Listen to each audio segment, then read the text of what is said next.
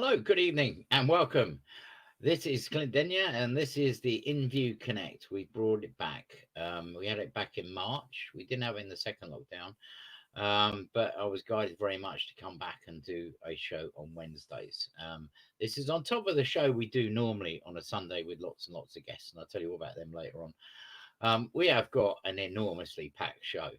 And one of the most important things to remember about the Inview Connect is it's about you connecting. It's not about me just sitting here and telling you all the things I want to tell you. And believe me, I've got a lot to talk about tonight. I want your comments. I want your views. I want everything that you're feeling at this moment in time, not just with COVID, but with your fears, anxieties, worries. This is why this show was created originally, because I was guided to do this show very much in relation to lots of people not having anything to do. And obviously, we've got the very, very bad news.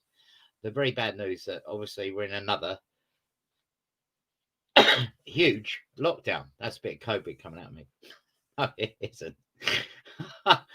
um, so, this is your show. And as you'll see by this, what I'm putting up there, this show is interactive.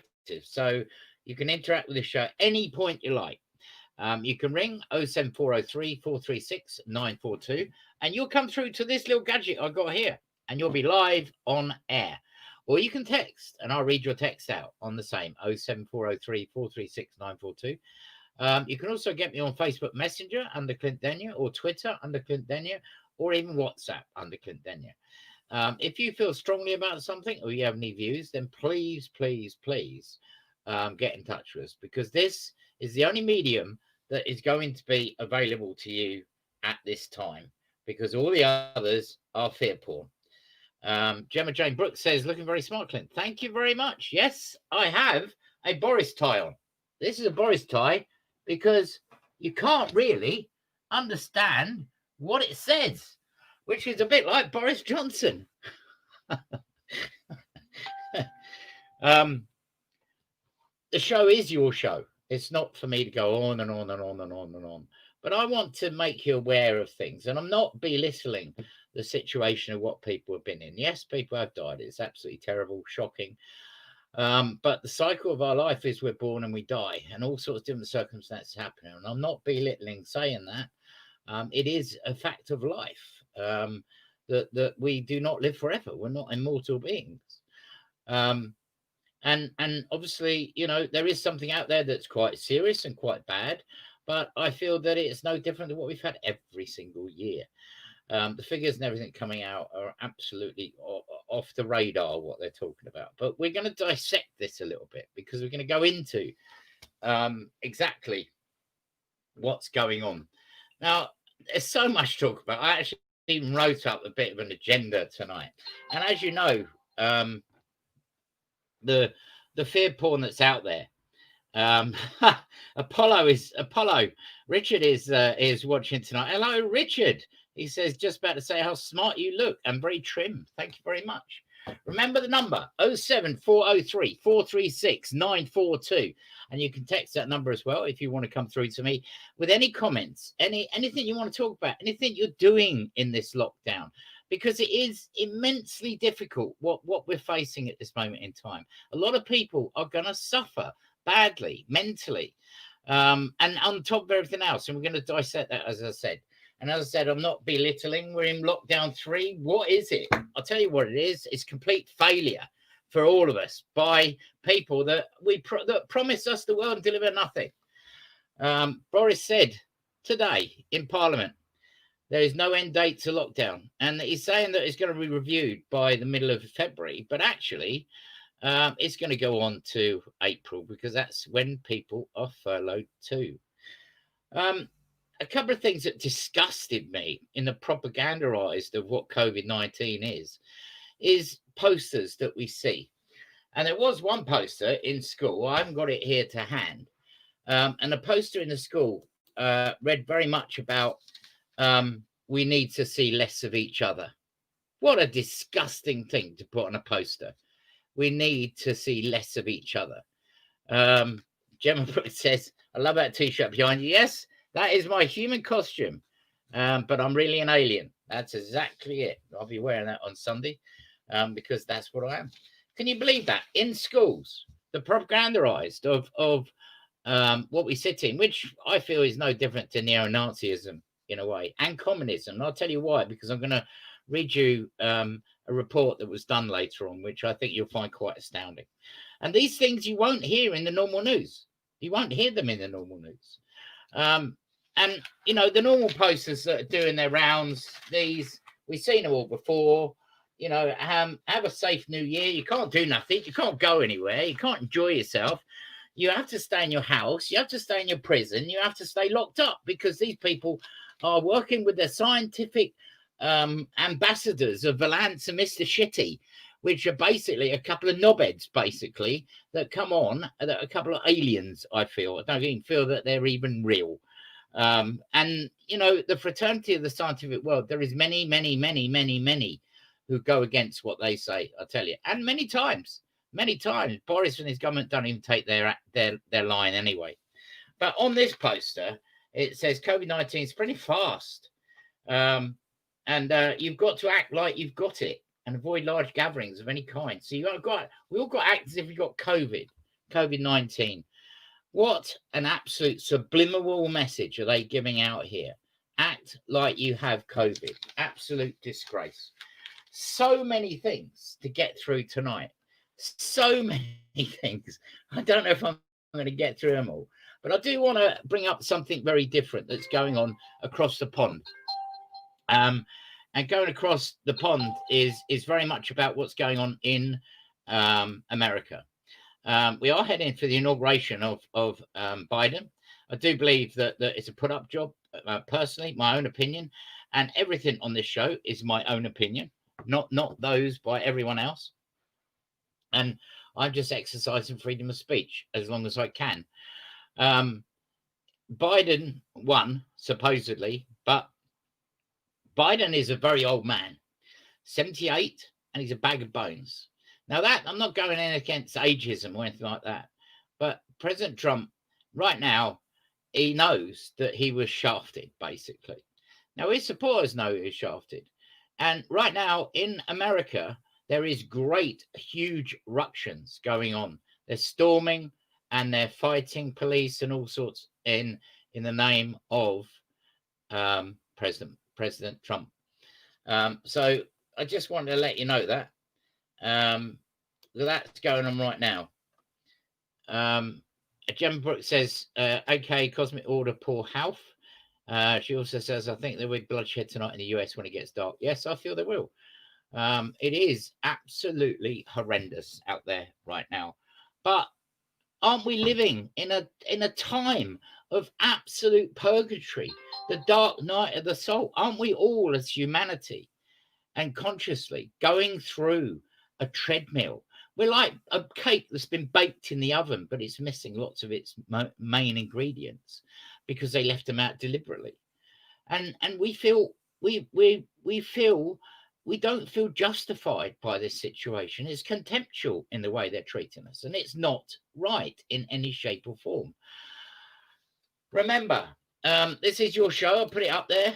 You can ring 07403 436 942, 07403 436 942, or you can text that number as well, and we will read out your messages, or you can put comments in the box as Gemma is at this moment in time. Or you can Facebook message me at Clint Denyer, or Twitter me at Clint Denyer, or WhatsApp me at Clint Denyer. There is no line of communication that isn't open here to you. Everything is open to take part in the show. She says 3 weeks to flatten the curve. What? Flatten the curve on Boris Johnson's hair.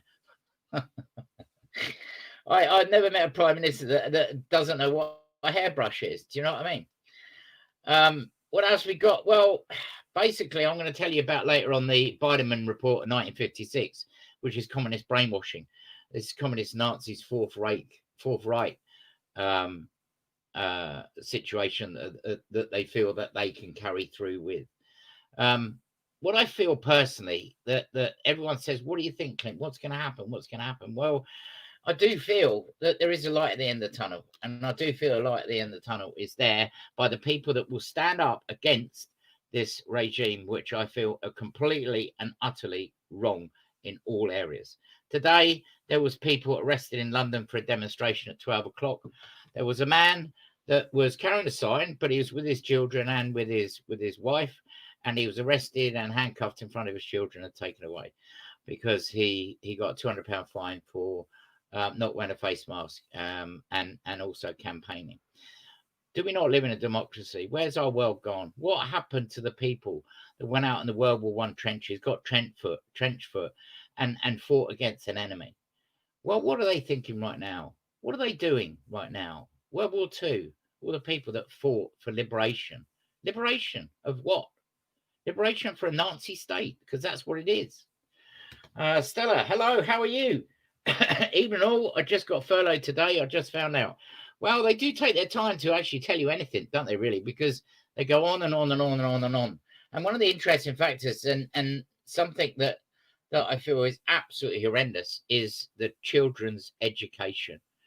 There's so many things suffering under the COVID, not just on mental health and everything else, but our normal living, everyday today life. And we can't go anywhere, we can't do anything, we're stuck in a box. We're not literally down to we can only exercise for an hour or whatever. Well, that is coming, believe me, because this is draconian beyond belief, and people will not accept it, I can tell you now. If we look at children, Gavin Williamson, who's the education minister, is the most useless education minister in the history of politics. He's never ever to be seen anywhere. Yes, he was in Parliament today. He dithers, he mithers, he can't make his mind up. And even on Monday, he sent everyone to school, all the kids to school. And then on Tuesday, of course, Boris stood up and said, all the schools are shutting. Look, I don't know where we are here. We're in 21st century land. We're not in the dark ages, really. The 21st century land we sit in is kids, if they can't be taught, I banged on about this. I banged on about it way back in March. If they cannot be taught in school, then surely all the money that's being thrown everywhere, surely Rishi Sunak, or whatever his name is, could provide laptops and computers for every single child in education that needs them, so they could be taught from a central point by a teacher. Now, I know some of them are doing it, but they're not all doing it, and they're not providing laptops. Now, the government's answer to it, of course, is quite simple, isn't it? Because they're an arrogant bunch of shits, basically. And I'll tell you why. Because what they say is the fact that, well, if you ain't got a computer, then you have to go to school. So, you're going to be at risk, apparently, because you haven't got a computer and we're not going to provide you one. So you have to go to school. Gemma says, why let them back at school for just one day? How upsetting for them. I know. The mad thing is, people on Sunday night didn't know whether their kids were going to school Monday. There's so much anger out there in the population. It's unbelievable. And lots of children are worried they won't see their friends again. I totally agree. It's not just kids. It's about us as well, about every individual, seeing people, socially interacting. We are social lepers now. We're locked up in our prisons. We're in a prison. That's where we sit. Gemma says, what about university students have paid thousands in teaching fees and accommodation?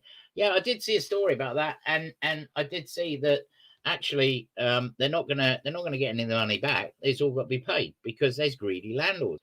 We live in a completely false reality, corporate reality, greed reality, a reality which is dying, basically. And the way that we've been taught, the way that we are, and the way that we behave is all going to change, because we're going to see it. It's going to happen in America in relation to civil war that will break out there. You're going to have it here in we're going to go down a big rabbit hole with civil disobedience and rioting and all sorts going on, because people have had enough. They are pushed to the limit. It's how far do you push people? It's just crazy. I do not understand. As I said, I banged on about it. Why can't they teach kids at home? Why have they not got a system in place of teaching from home with teachers from home? Why haven't they got that? We live in the 21st century. We've got Zoom. We've got Skype. We've got WhatsApp. We've got all sorts of things. Why can't they do it? We're not living in a 21st century. And they're not giving laptops to children. And, under the controversy of COVID, because I know that a lot of people out there will say, "Oh, you're just a controversial figure and you don't believe in anything." That's not true. I do believe in lots of things. And one thing I believe in, positivity and faith and belief. And the positive and faith and belief is very much about what we are and what we're doing here. And what we're doing here is actually creating a space for us all to walk into that is free, that is a vacuum space, that is created by the intention of our soul, by the love we carry inside ourselves. All the words they hate, all the things they don't want to hear, because it's not about money, it's not about greed, it's not about lust, it's not about wealth. We are going to head to that place because that's the place we are all striving to reach. And thank God there is more and more and more people waking up to the realization of what is really going on. Gemma says we can't leave our homes or we'll be fined massively, but lots and lots of flights still coming in with no adequate testing, quarantine, etc. It makes a mockery of it. Yes, it does, and I completely agree. I'm going to give out a website which is flightradar24.com. That's flightradar24.com. That will tell you exactly how many planes are in the sky at this moment in time, and there are thousands.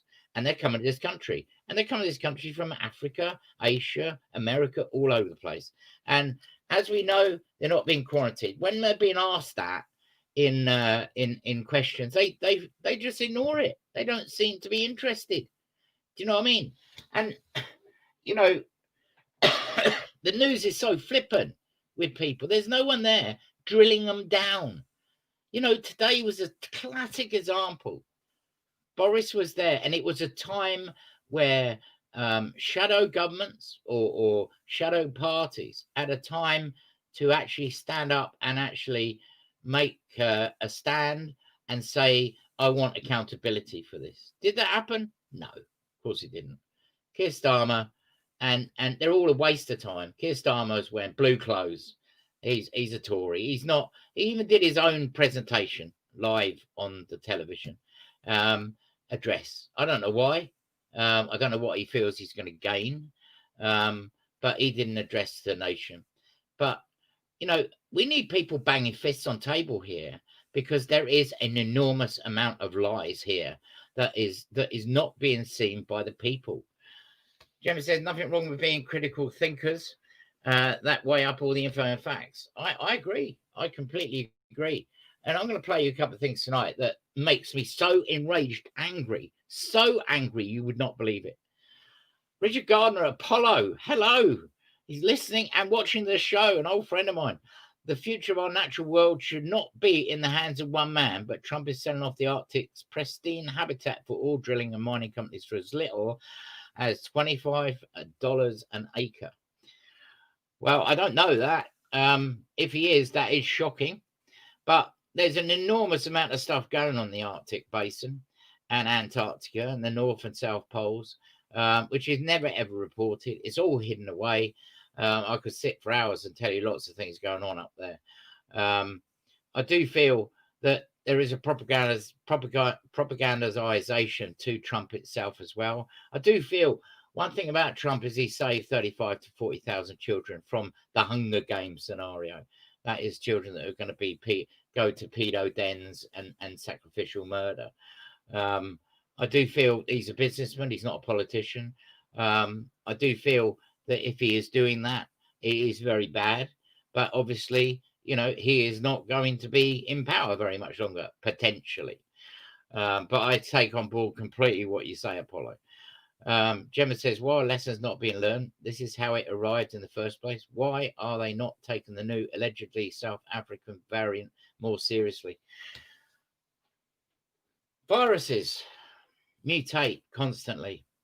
And as they mutate, we're looking at a vaccine that seems to be the salvation of everything. But the vaccine can't be taken by lots of people. It can't be taken by lots and lots of people. It really can't, because it will harm them. So therefore, what's going to happen to the people that can't have a vaccine? And what about the people that don't want a vaccine? What about the people that don't want to be pumped full of fetuses and all sorts of nanotechnology and lots of crap? What's going to happen to these people? Are they not ever going to be allowed to go anywhere or do anything? Are they going to become lesser lepers in our reality?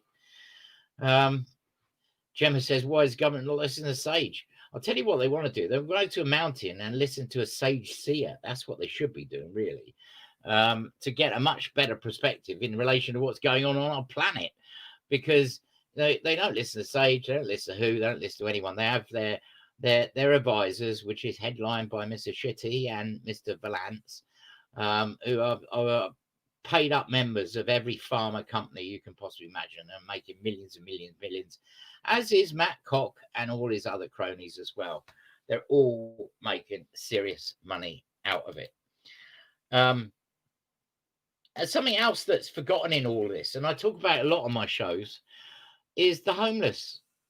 Well, what about the homeless? What about the people that haven't got a home? They're laying on streets right now with blankets and cardboard boxes. What about them? What, is anyone doing anything for these people? I know the Salvation Army. I know there are people out there doing things. I'm not knocking that at all. But shouldn't we take this much more serious? You know, these people potentially, if there is such a tragic disease as it says it is, surely these people need to be tested, and they're coming in contact with people all the time. And obviously, you know, their whole livelihood revolves around people giving them money. Well, there's no one out there saying that. There's loads of people out there today. So they're not all going to the fish and chip shop to buy fish and chips, or to go to the co-op or Morrison's or whatever. Another set of people that's forgotten is travelers. Travelers are really important. There is thousands of them right across our country and across Europe and across the world. Travelers sit in identity on their own, but they still need help and guidance. Unfortunately, a lot of people look at travelers as scum of the earth, as they do homeless, because they live in a house and they got heating and they got this and they got that. It's all fine. Homeless, oh, I don't care about them. Do you know what I mean? It's absolutely disgusting. Gemma says, why is the government saying it's okay to have the second vaccine 12 weeks later, but the World Health Organization said it must be within 21 days? You're absolutely right. You're preempting me. It's something I was going to talk about. This is there's about 5 of them out there now, and everyone bangs on about the Oxford vaccine as being the one because we created it. The others are all created by other places, and I do know the American one has a DNA structure in it that can potentially change the DNA of you with inside you.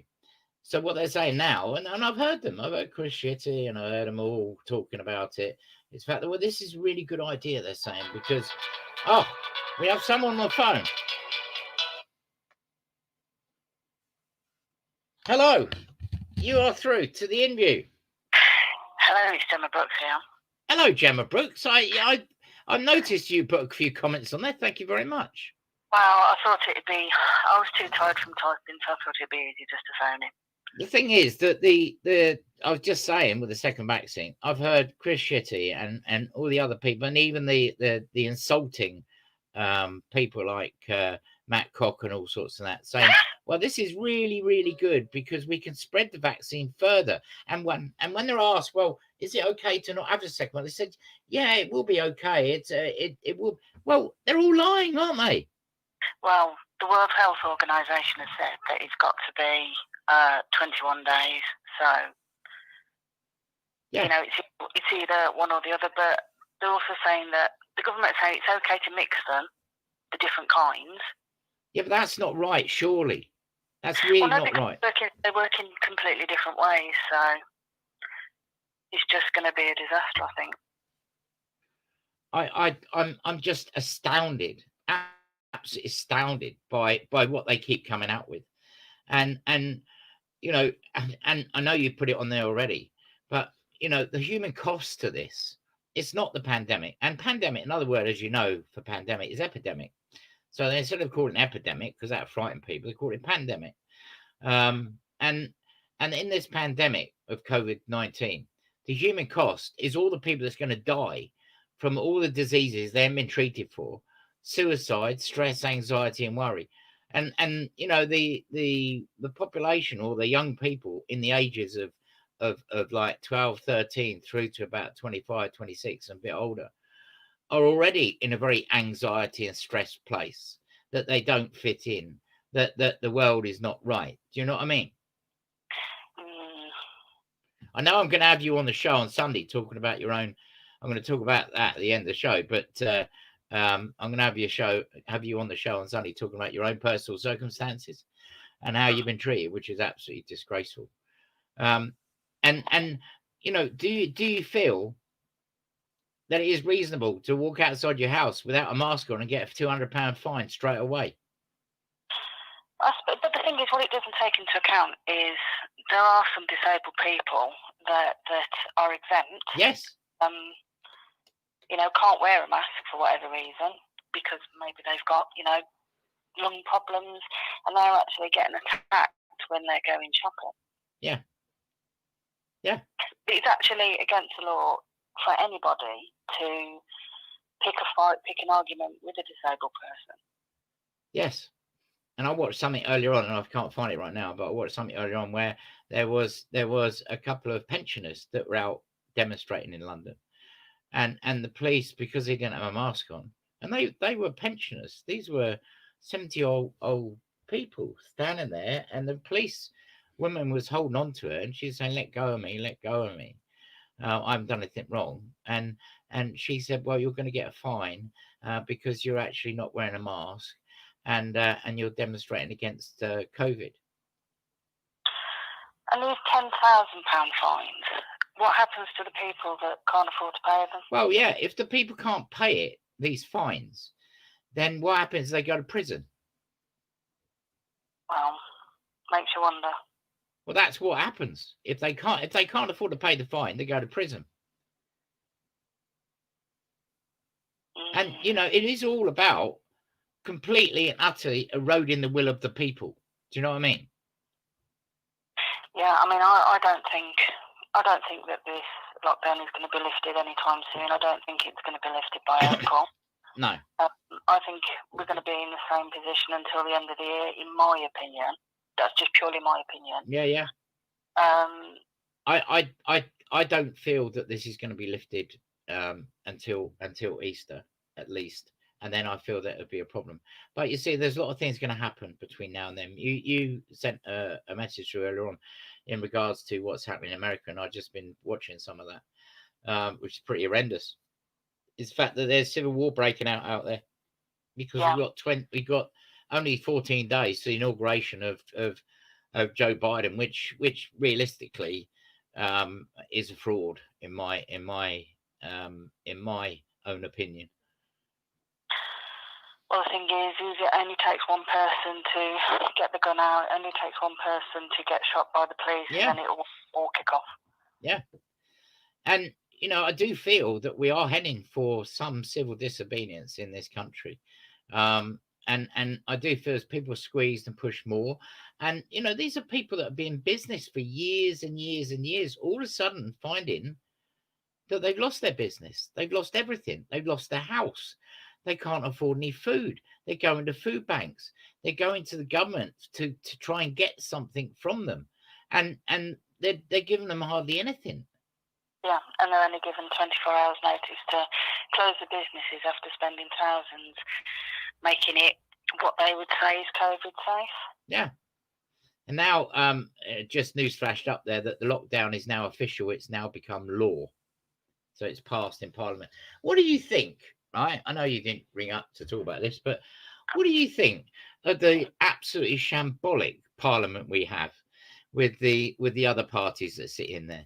You've got a complete buffoon running the Conservative Party. I know there's lots of shadow government behind them, but we've got Keir Starmer there, who realistically is like to me a Tony Blair Teflon man, if you like, and he doesn't bang his fist.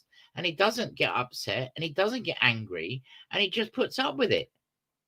Well, it's like we say, where is the opposition? Well, there isn't one. There isn't one at all. I would say the SNP are more in opposition than they are. Absolutely. And then we go on about the COVID Act, all 600 odd pages of it. I know, it's something I'm going to talk to you about on Sunday. Yeah.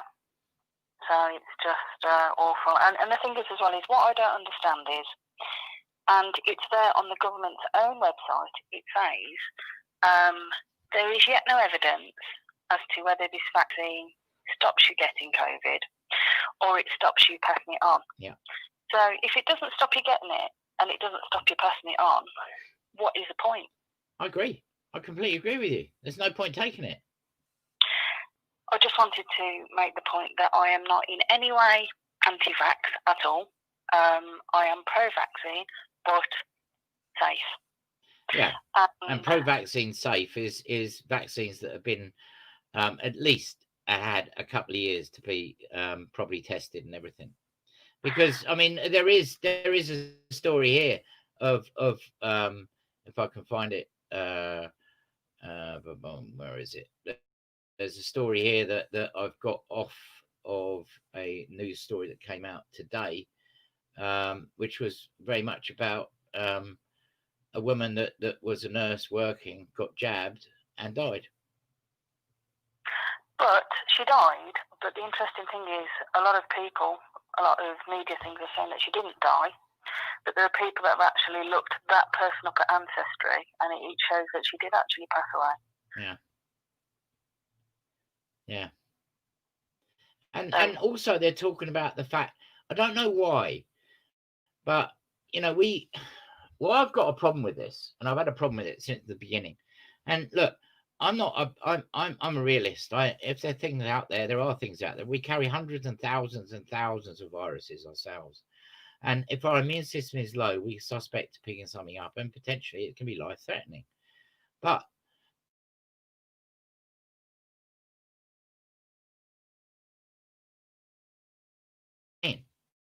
to not be able to go anywhere, to not be able to enjoy anything is wrong. If the lockdowns worked, why have we got, 63,000 people infected today, over 1,000 dead? I know. If it's, I agree with you. If it is right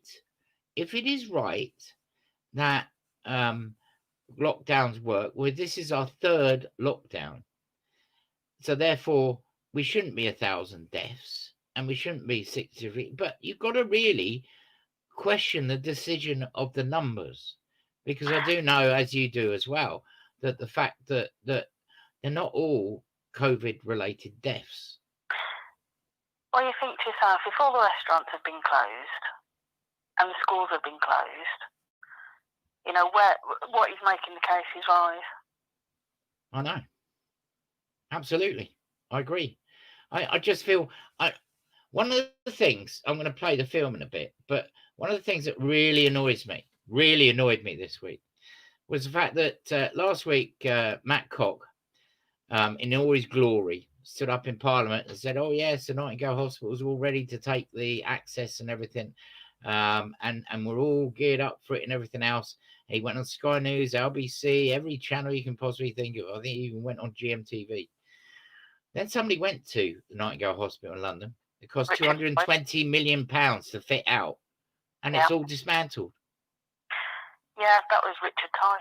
Yeah, and you have to ask yourself, that man stood up and lied. He should be horsewhipped and taken out of Parliament immediately. He should be sacked. It's a very clever wording, though, isn't it? On standby. It can be interpreted many different ways. I mean, what exactly does on standby mean to you? To me, that would be all the equipment's in there, the staff waiting ready to go to arrive. And the thing is, that is obscene to me. And then they bang on about it. I mean, I've got headlines here. They bang on about it all the time. Our hospitals are already buckling under the strain of the latest COVID surge. So lasting hard breaths, NHS staff need is mindless mobs protesting outside their doors. That we're exhausted frontline NHS workers. I'm sorry, if they're exhausted frontline workers and they're short staffed, where is all the thousands of people that worked in all the Nightingale hospitals and the doctors? Yeah, but some people could say, just for balance, just to play devil's advocate here. Obviously, we've had Brexit, and a lot of those staff have had to go back to the EU. Yeah, that's fair. That's a fair point. That's one of the reasons why there's a shortage. But then again, I think to myself, well, do we not have army medics? Well, yes, we do. Of course we do. And the other thing that I would say is there's many, many thousands of people, myself included, who have had so many specialist appointments cancelled. Yeah, whether it be that's something else I was going to talk about. Yeah, operations, all sorts of things. It's like, well, what are those people doing? I was going to say that. Oh, sorry, did I beat you to it? No, it's all right. It's fine. It's fine. I mean, obviously, in all the other treatments like cancer, heart disease, diabetes, rheumatoid arthritis, even Alzheimer's, dementia, there's no appointments or appointments months away. And I looked on the NHS website, and it says that your GP surgery will then give you advice about what to do. And a phone or video call with a GP or nurse or other healthcare professional may be booked for you. And you may be asked to visit the surgery if absolutely necessary. Your GP surgery may be very busy at the moment, and you may have to wait longer than usual to speak to someone if it's not urgent. What I think is a massive slap in the face. I think it's disgusting, because all of the people suffering, like yourself, and the cancer people, and the people that need hip hops, all sorts of things, are not being seen, because all of a sudden they don't exist anymore. And it would be quite easy to say, let's put all the COVID people in Nightingale hospitals, and let's open the normal hospitals as normal. But there isn't. They're saying that there isn't. Sorry? But they are saying that the reason that the Nightingale hospitals aren't being used for the COVID patients, and obviously to let the other treatment carry on at the hospitals, is because there just isn't the staff. Well, I understand what you're saying, but again, I mean, I understand that people would have to go back through Brexit and all sorts of that. But there is, and there must be, an enormous amount of nurses and doctors who are specialists in their own fields, eyes, gynecology, wherever it may be, that actually are not doing anything. And to be honest, out of respect for all of the staff, I just wanted to add, I mean, it takes a lot of guts and bottle to risk your own life, put your own life on. Yes, I agree. Particularly during COVID times as well. But what I'm finding very insulting, to be honest, when we see Matt Hancock get up there and say things, is the fact that he has the audacity to blame the public for this mess. Yeah, but they always blame the public, because they're blaming us because we had one day at Christmas when we're supposed to have 5, and then they U-turn, then they U-turn, then they U-turn, then they U-turn, and they never stop U-turning, this government. But we had COVID positive patients being sent back to care homes, not enough PPE. I mean, they're saying at the moment that all the hospitals are running out of oxygen. Well, why are they? It's not as if they didn't know it was happening. Couldn't they produce them, or couldn't they order some more? Who organises things? I know, and within the department there would be heads that would be heads of all these different things, logistics and procurement and everything. There is no excuse for any of them not to be up to speed with everything right now, even down to the vaccines. That they said, yeah, we got loads of them, we got enough to do everyone, and then it comes to it, we're actually going to give everyone one because we ain't gonna have enough. And what about the track and trace system? Well, track and bullshit, basically. I mean, it don't work, does it, at all? They can't get it to work properly. It works properly in other countries. It doesn't here. Yeah, I think we must be a laughing stock for the world, particularly if you lived in New Zealand. Yeah, I think the only thing that we'll beating at is having the highest death toll if it carries on as it is. Yeah, but something's got to give here. People are not going to put up with it. Do you know what I mean? So what? They're now talking about giving vaccines at garages and Morrison's and all sorts of places.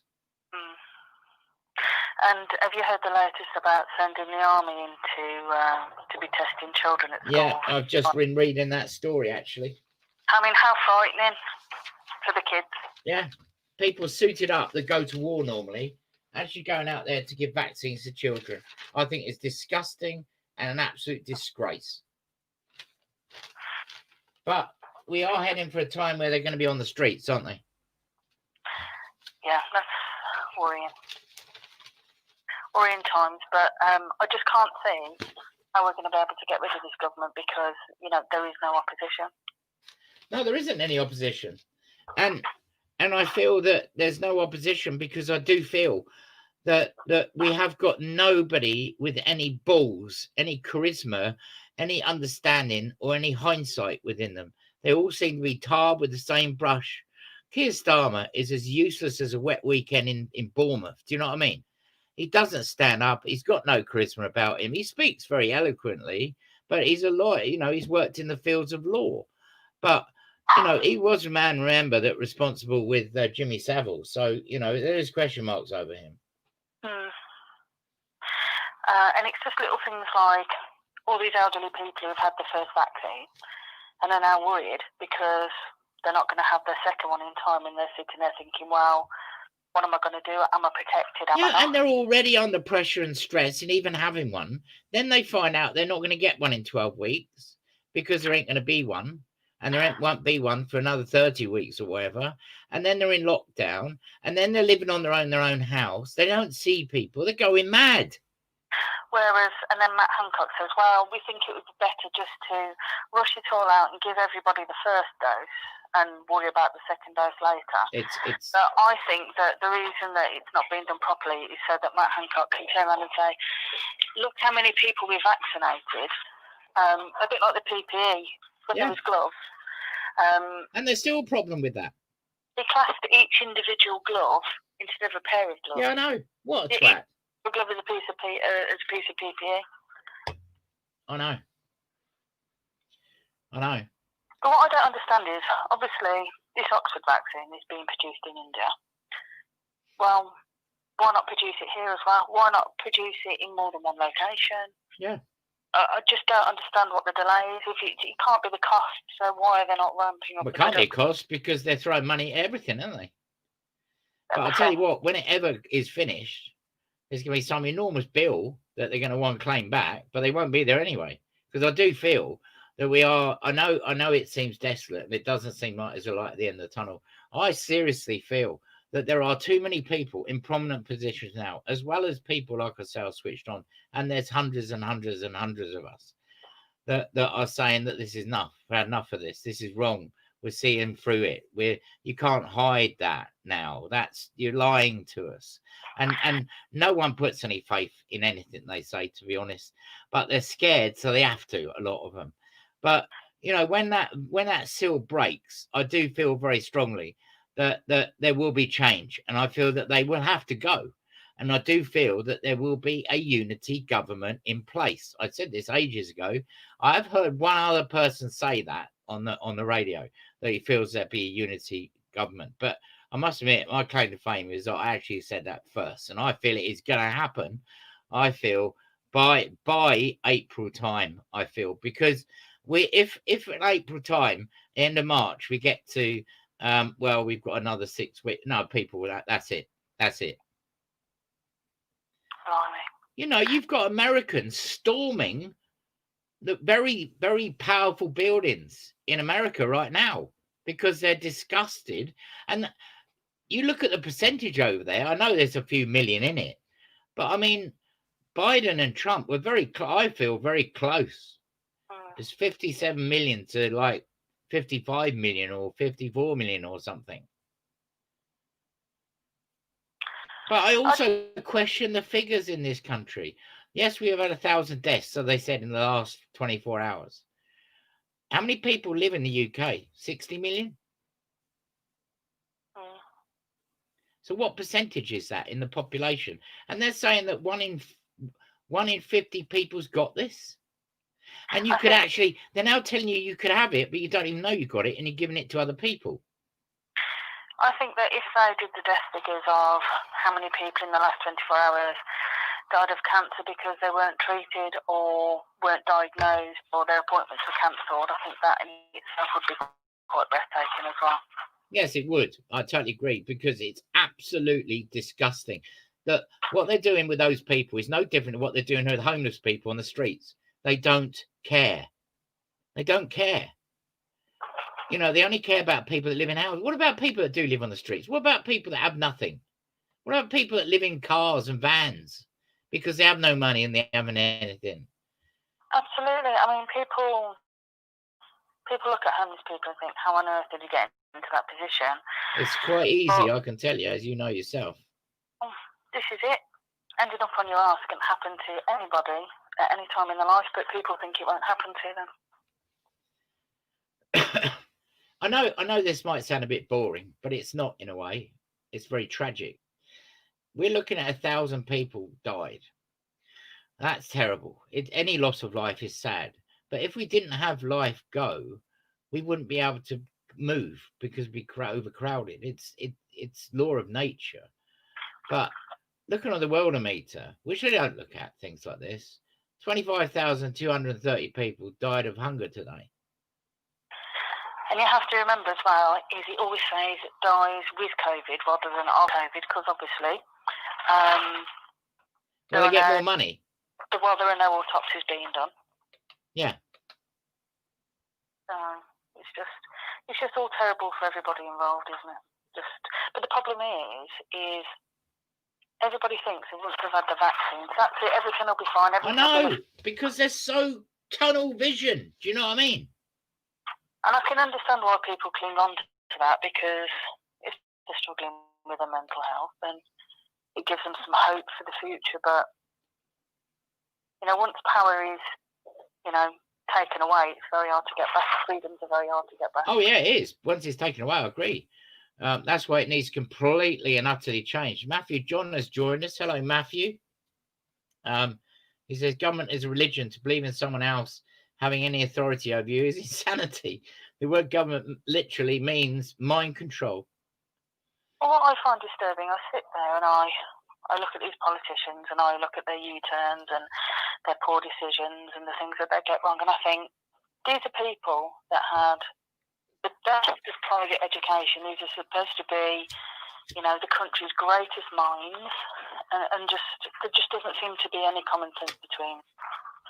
And then we look at Biden and you see this very, very elderly man, and you think, out of all the millions and millions of people in America, he's that the youngest person they could find. I know. But I feel but it's part of the old guard, isn't it? I feel he may possibly be a temporary president, and then obviously I do as well. Somebody younger will come in. Like his vice president. Yes, that's what I think. I think Matthew John, what he says here now is absolutely true. Matthew John says we're on the edge. We're on the edge of genocide. I agree with him. There will be people going back to Nuremberg. Well, I'm thinking of the death toll. I think to myself, at the end of all of this, there'll be more people that will have died from lack of treatment, of suicides, of, you know, non-COVID related deaths will be massive, from cancer, heart disease, all manner, depression, anxiety, suicide, all manner of things. Yeah, cancers. It's just that's terrible. the real pandemic. That's the epidemic. It's all the people they don't care about. You know, no disrespect. No disrespect at all. Everyone should, if they want the vaccine, should have it. But they give the vaccines to 92, 88 or 80-year-old people. Because allegedly, that's what they're doing. But, you know, it just does not make sense. There is an Agenda 21 here. It's been there for a very long time to get rid of these people. And this new strain they keep banging on about in South Africa and all sorts of that, they knew about in September. Well, not a few days ago. Philosophically, you can ask the question, benefits.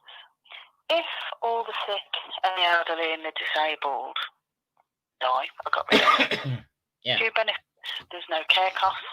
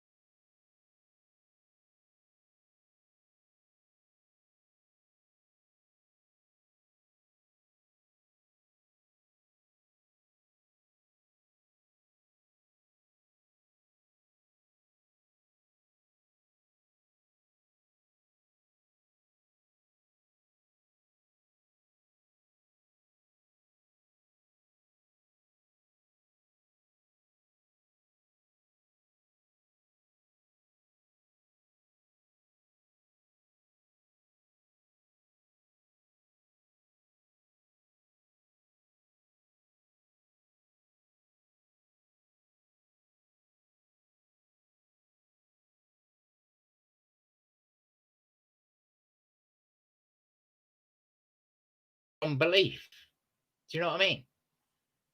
But what I find quite insulting as well is, why feel the need to censor everybody? Because people are not idiots. We get treated like the children. I mean, there's a very, very old saying: never underestimate the intelligence of your audience. No, I agree. I agree. You know, just because we are not in those massive positions of power, or there are certain industries and jobs that we're not in, doesn't mean that we are not as smart as those people. And the British public are not stupid. No, they're not. They're far from it. They're far from stupid. But the question is how far are people going to let things go?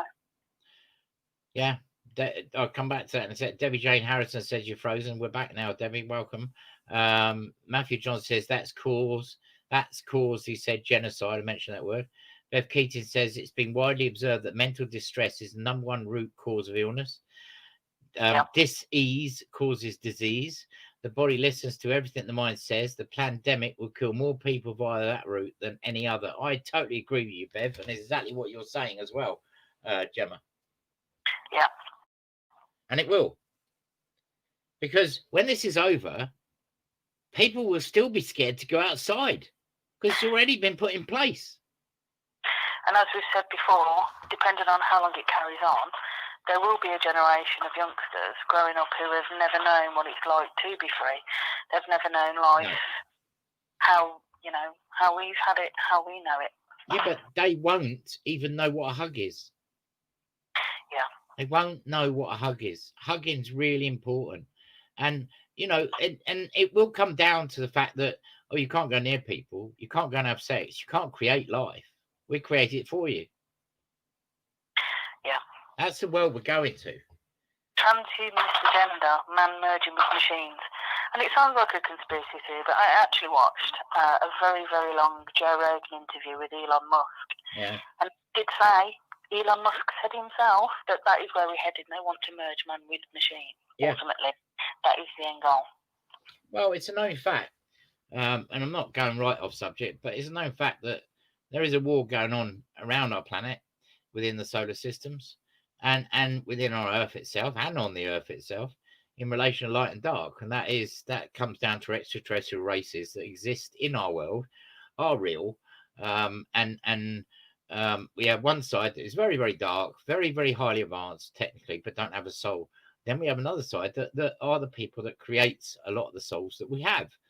And they are constantly trying to build a soul. So if they actually do any crossbreeding between machine and human, they're not going to have a soul. A soul is an ident. And they also say that within the next 50 years, they think, they believe that they will be able to download your soul onto some piece of technology so that you can actually cheat death. That is what their aim is. And that actually came out of Elon Musk's mouth himself.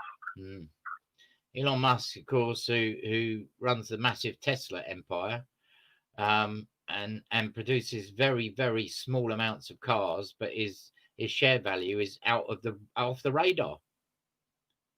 I mean, I can understand, we've got to go green, we've got to have all the electric cars, but what they don't talk about is the other side of it, which is the cobalt that's needed for the batteries, and how that is mined is very, very damaging to the environment. Yeah, but I think you're going to find that it's a story that was done some while ago, where actually that they've been mining on the moon, and they found something even better than what we have, because technically we're so in the old dark ages using fossil fuels anyway. We shouldn't be using them. Yeah. Everything we produce is killing the planet itself. Do you know what I mean? And then obviously you could go down the what if route, and it's very, very there's people that will say, oh, look at these conspiracy theories, look at these nuts that think that they're aliens. But I think that the size of the universe, how it is, it's very big-headed of us to think that we may perhaps be the only life in it. I don't think so. There is life everywhere within our own solar system, let alone other planets. We cannot think we are the only people out there, because that's just not the case. Absolutely. And Matthew John says conspiracy theory is a key word to turn your mind off. Try to stop saying it. It doesn't turn us off, but it does turn off the ones who are under the MK Ultra. That's the MK kids. That's right. And have you noticed how they've started to try and demonise the word as well? Yeah.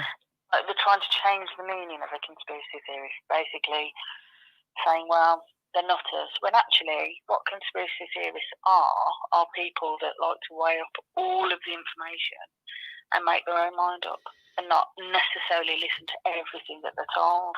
The thing is that we are also very, very educated people within inside ourselves. When you open the door to your spiritual self, and I'm not going to a tree hugging moment, but when you open the door to that moment, then you open yourself to something very different. And that's a world you grow into and grow with. And that comes from within out. And it builds a bond and a strength and unification and it builds belief and understanding, not just in yourself, but also in the belief of what you are as well. And when you do that, you create a completely different platform where when this, in my opinion, and it's only my opinion, when COVID came out, I thought, what a load of bollocks. And it really, that's exactly what I thought of it, because I see right through them. I watch the news and see a different story every single time. Well, they lie all the time. I mean, there are all different theories. I mean, if we're going to go down the conspiratorial route, some people say, was it created in a lab? Is it biological warfare? Well, there is a patent on COVID-19, apparently. Some people say, was it created in America, sent over there, let off there? And people do say about the wet markets, and I can understand how that would happen. Yeah. But, you know, what they don't mention is the lab next door to it. This is just breaking news. Sorry, just to cut in as I'm live on air. Trump supporters storm Congress. Oh, blimey. Mike Pence and lawmakers run for safety. I did think something would happen tonight because, you know, people are wound up, emotional. You know, I wouldn't want to be there. Everybody with a gun. Terrifying, isn't it? I can't understand in this day and age why they need them. They only got them because they always had them. But you see, I think there's also an element of they have them because, you know, they don't feel safe enough to not have them. But it comes down to right back to the time when white man went to America, which is actually not a white man's country. It is Native American Indian land. Yeah, and they went there and they lied to them. They gave them guns. They gave them alcohol. They gave them drugs. They gave them all sorts of things. And they signed loads of treaties with them. Then they ripped it up. Then they just went and murdered them anyway. It's a disgrace. And to be honest, it's not their land. They don't deserve to be there, to be honest. Yeah, I do think. I mean, they were welcome with open arms at first, weren't they? It was a terrible shame what we've done to them. Matthew John says COVID doesn't exist. It's a flu rebranded. I agree. Matthew John says CDC has never isolated it, therefore it doesn't exist. Bev says the CIA created the term conspiracy theory after JFK. They were getting very worried people were capable of critical thinking. Truth seeker is my preferred term because I am and I do. And Matthew John says extraterrestrial is short for extra land. Well, the thing is as well is, I mean, people say, well, you know, where are the aliens? But people don't think, well, perhaps it could be interdimensional. It doesn't necessarily mean that they have to come out of space. You know, you could They're here. They're here amongst us. They're here amongst us. We walk by them every day. Well, when we could walk by people. Well, I remember you telling me people that would find that hard to believe, but like you said, look what's on the pyramids. Yeah. But you got to look at the understanding of how people behave as well, which I mean, there's a massive story in that in itself, is the fact that people behave very irrationally with no reasoning, no thought, no care, no compassion, like soulless. Do you know what I mean? Yeah.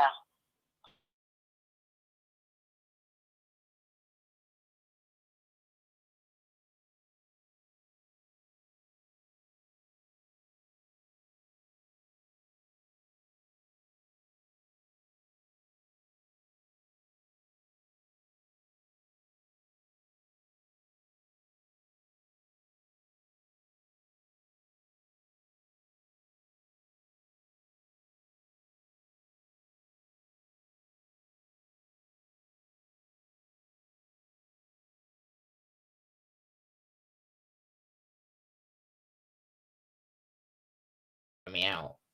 I'm back now, but you know, it's disruptive. Do you know what I mean? Sorry about that. Yeah, and the thing is as well is if the gap is too long, then it ends up being like 3 separate videos rather than one long one. But Yeah. I do think your YouTube one, yeah, will carry on. Well, I won't let them. I won't let them get to me. So we will persevere. So The thing, though, all we're doing is having a chat. Some people could call it philosophy. We're not talking about anything that isn't being talked about by other people. Yeah. So I don't see what the problem is. The US is in lockdown now with what's going on there. And there's another story come out here. Cop arrested OAP 94 in COVID crackdown. Masked officers stormed lockdown protest. 94 years old. Terrible. That's disgusting. Absolutely disgusting. And the only reason that I'm not going into great detail about my thoughts on all of this is obviously waiting for Sunday's show. Yeah. You're coming on Sunday. What do you slightly changing tack? What do you think about this story that all year round, even now, people are getting their swimming costumes on and going wild swimming? No, they seriously are. It's -10, but there's a woman here cracking ice to jump in to go swimming in a swimming costume. They're mad. I mean, some people think that it speeds up your metabolism. Yeah. But obviously, don't try that at home, kids, because if it's something that you're not used to doing, it can stop your heart. Oh yeah, you've got to do these things gradually and give you a heart attack. The shock of the cold. Yeah. But there is the old philosophy and the great Eastern philosophies of saying mind over matter, and everything can be overcome. I'm gonna go a real funny story in a minute. I want to talk about with you, if you've got time. I mean, it's very grateful that you phoned up. You're my first caller on a Wednesday evening, which is great. I do apologise for all the noise in the background. My dog and my cat are having the time of their lives in the background. All right. Well, they're watching the show, getting very excited, probably listening to you. Fighting like Tom and Jerry more like. So they're actually galloping around now and playing with the toys, as you can hear, and barking every now and again. So I do apologise for the noise. This is going to be very interesting, what I'm going to talk to you about here that Matthew John's put on. Thank you very much for putting it on, Matthew. He says, and remember what I said about extraterrestrial is about extra land. He's wrote extra land on the flat earth. Remember the indoctrination, your beliefs are built on lies, therefore when the foundation is wrong, all is wrong. It's a very interesting statement. Now, I know that flat earthers were ridiculed for years and years and years, but there is many people now completely believe in that concept. Do you know what I mean? I mean, I have seen a video of a rocket being fired up and it hit something. Fermentation, it's a dome. Yeah. And also, there's a very, very interesting video on YouTube called Something Funny Happened on the Way to the Moon. I recommend everybody watch that. But, things are, everything that we believe is wrong. Is what we've been taught. But yeah, but we're only being taught by people that want to control us. So they will not tell us the truth. I actually feel I actually am in my own theory is the fact that we're on a flat Earth, but we're on a half an egg scenario. So we have a hollow Earth underneath us. Why do you think that nobody's allowed to go to Antarctica or up to the North Pole? No fly zones 50 miles. Because it's controlled by the American government. Why do they think they can control that? Why does English Heritage think that it has control over ancient monuments like Stonehenge? Do you know what I mean? And charge £17 to go in and see it when it actually is there anyway. Yeah, I mean, I can understand them charging, for the stately homes because it goes towards. Yeah, I understand that, but there's the sacred monuments. You can go to Avebury and walk around the big stone circle there. It's older than Stonehenge, and it costs nothing. But they also say, I have heard that Stonehenge isn't actually where it is. No, it isn't. and astoundingly as it seems, I watched a program many years ago, which was one of these National Geographic programs, which had film of Stonehenge being moved at the early part of the 19th century to where it is now. Mm.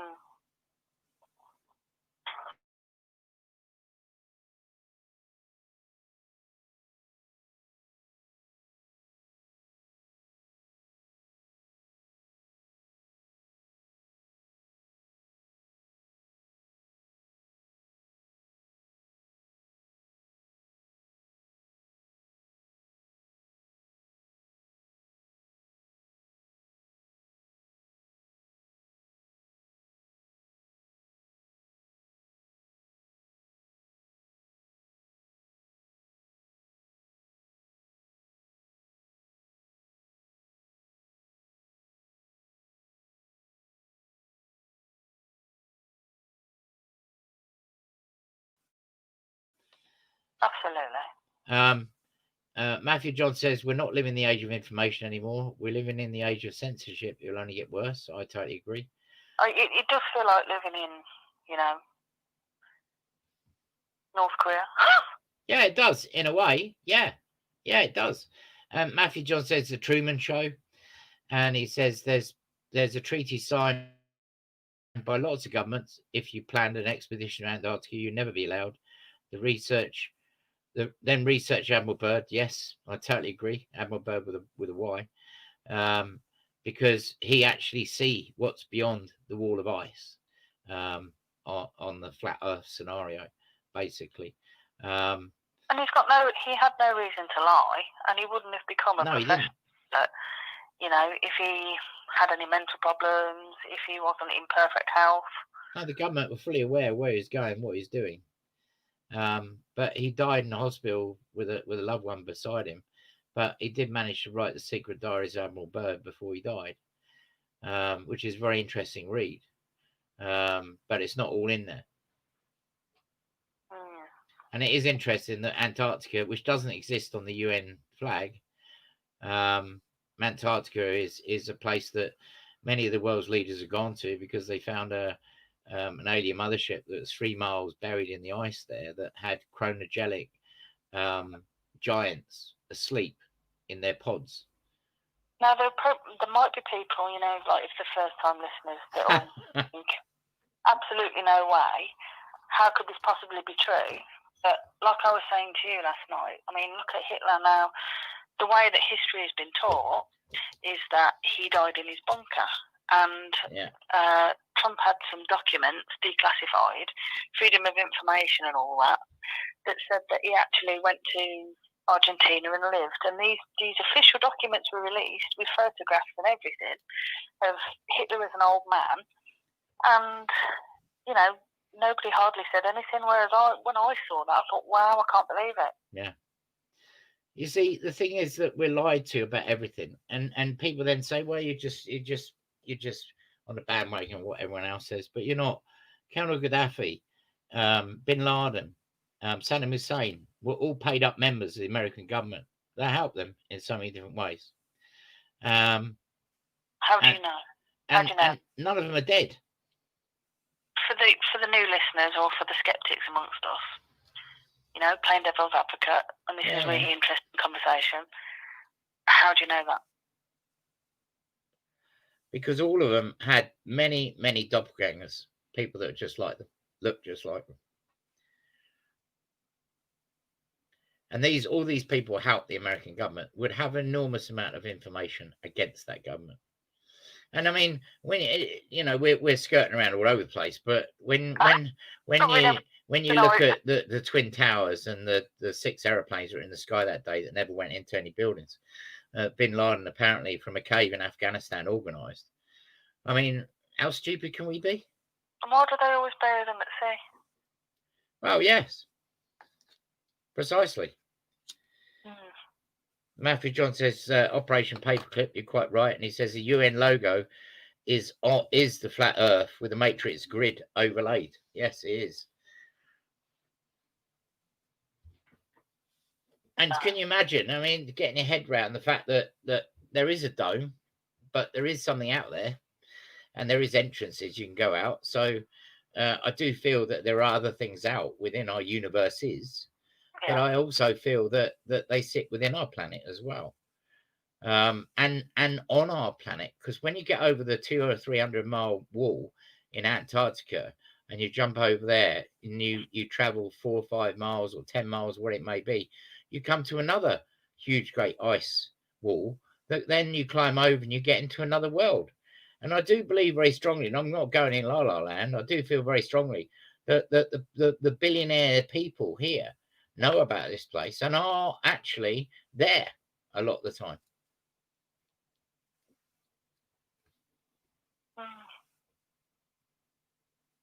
It's good to have an open mind.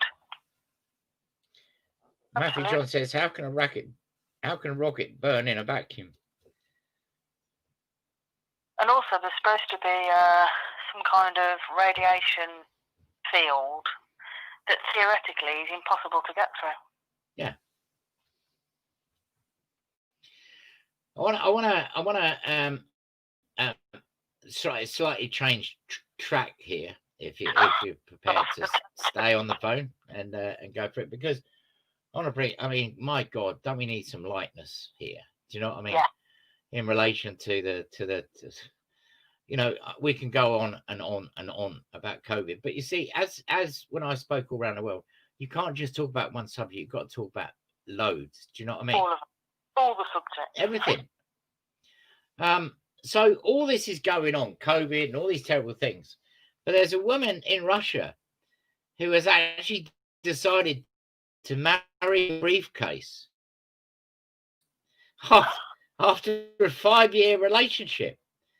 Her name, which is not made up apparently, her name is Rain Gordon, has finally tied the knot with the love of her life, which just happens to be her briefcase. The teacher, she's a teacher, 24, has, listen to this, this teacher, 24, has been sexually and romantically attracted to her briefcase from the moment she met it. Right. And when they get divorced, she'll send it packing. Raina brought the briefcase from a hardware store as a prop for a photo shoot and soon found herself falling in love with the item. And a few months later, Rain and Gideon, that's the name she's called her briefcase, made it tied the knot. And now 5 years on, the couple have wed. And Rain from Moscow in Russia said, my fascination with objects began when she was 8. I believe that a soul is embedded in objects as well as everything around us. I believe in animism, which means there is life in everything. And to a degree, she is right. There is a soul during her childhood and early teenage years, she fell in. I felt is such as the new shopping centre to the city. I don't know. She's a bull ring. She'd love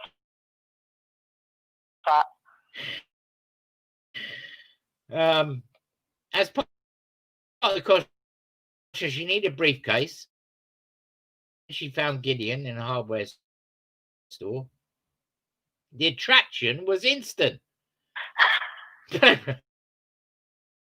But Rain says that at first she didn't take things too seriously. She said, I had no idea we really looked, but I didn't think anymore. Then I started liking Gideon for more than that. Slowly, I realised I was falling in love with Gideon's presence. It's really, really good of her to take on all that baggage. And I think that's what she needs. She needs to be able to spiritual connection and community. But from outside, it, well, I don't know, identifies as an object, emotional and romantic attachments to It's not often on. It just makes me want spring. Do you know what I mean? It really does.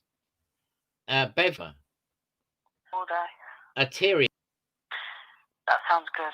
That does sound good. Yes, we need some love. Or is that just going back to what there was before in ancient times? Well, in a way, I think that we progressed so fast in the last whatever many years we've had, and as we've progressed so fast, I feel that we've lost our way. Yeah, too fast. Yeah, it is too fast, and in that being too fast, I feel it is we've lost an identity here, not within ourselves, because I feel we have. I'm talking about Elon Musk. It sounds like something you splash all over, Harry. Elon Musk claims we will be using a special cryptocurrency on Mars when it is colonized. The SpaceX billionaire is confident humans will land on the red planet by 2027. What he don't realize is that actually Mars is colonized already. And also, why not just sort out the planet you got first? Well, yes, but they're not interested in that, are they? They want to go somewhere else, and they want to put McDonald's somewhere else, don't they? You know what I mean? And who are they going to decide who gets to colonize these different places? Well, the more money you have, I suppose it makes it happen. The very interesting factor is that we've got matey boy from the Virgin Empire, who has been for a long time working on a space flight for passengers to go out into space that cost enormous. I'm talking shed loads of money, £250,000 a seat or something stupid to go on, to take people out. He won't be allowed to. Not anymore. He won't be allowed. Well, no, obviously with COVID and all sorts, but I mean, he won't be allowed to do it anyway. I mean, that was bad, wasn't it? I mean, a multi-billionaire going to the government asking for a grant. Oh, you took Richard Branson, yes. Yeah. Well, that was pretty low, to be honest. When the person has bags of money sitting in his island out in the middle of nowhere. Yeah. Yes, I agree. It was completely and utterly wrong. Completely and utterly wrong. I feel that we are heading for a very, very difficult time. Do you know what I mean? But in that difficult time, we're going to come out the other side. And as we come out the side, we come out the other side in a place which I feel will have an equality. But how are those changes going to come about? Because everything's coming out. Everything's coming out. Everyone can see what's happening. I mean, I don't know. The problem is that these people, darkness sits in ignorance, and it thinks it can do what it likes.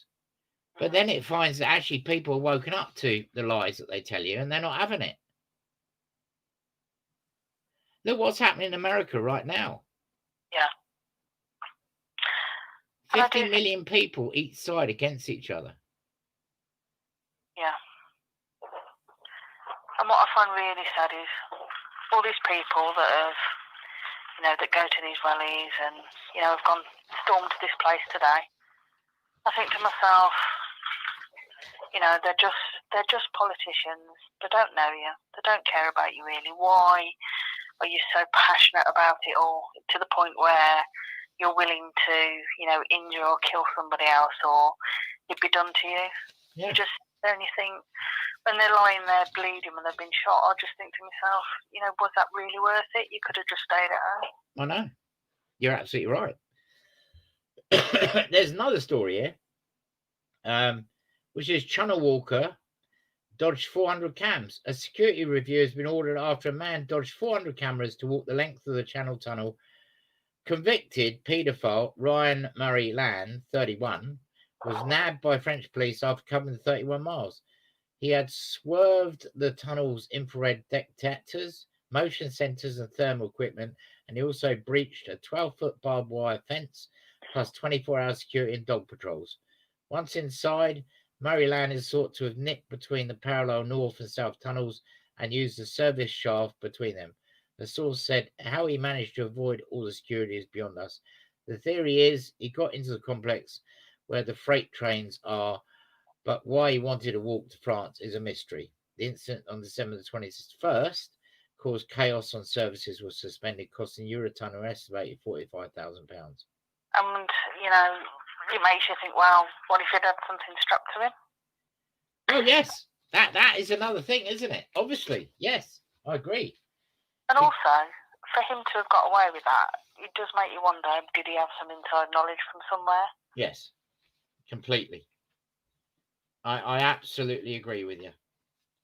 I feel that he could not have gone all that way without having some sort of golden key or golden ticket. Do you know what I mean? And you're telling me that all 400 cameras didn't work? If not, why not? I know. Well, it's quite convenient that, you know, when Princess Diana was murdered in the tunnel, no cameras were on that night either. Yeah, it's a topic for another day, that one,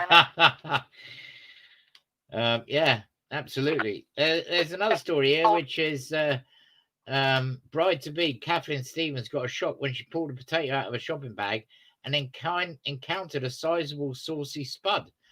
Even her fiance, Jack Davis, was left wide-eyed as Kathleen, 27, burst out laughing and told him the tatty, that's what they call them, from a local market would give him a run for his money. She had spent £1.75 on potatoes at the Windsor Farms Market in Rural Town and was planning to make Jack his favourite bangers and mash. And he said, when I got this in my hand, Jack nearly spat his tea out and told me that there's no way he was eating that for his supper and to go and get some other ones. Well, funnily enough, one of my very first jobs was on a potato farm. Really? And as the machine rolled the potatoes down, my job was to take out all the rude-looking ones, and I have actually got quite some funny photos of quite some funny ones. Right. Yeah. Wow. And there is a story, because you're in the Birmingham area, I think, aren't you? Yeah, you can. Someone's got to live here, haven't they? Well, yeah. There is a story here that I'm sure it's not. I'm sure it's giveaway, isn't it? I'm sure it's not true at all. But it says Brummies are the cheapest dates in Britain. A typical night out entertaining someone from Birmingham is only £50, while the nationwide average for dinner, drinks, and transport is £66. That's because we're very kind and we're easily pleased. Absolutely, I totally agree. It's I totally agree. And this is another interesting thing, talking about Donald Trump, that he said his last act as US president could be to unlock the mystery of UFOs. Clause in the I don't know why this clause is there, but there's a clause in the 1.7 trillion, it's not billion, 1.7 trillion COVID-19 relief bill calls on the Pentagon and spy agencies to tell all they know about unidentified craft spotted near military bases.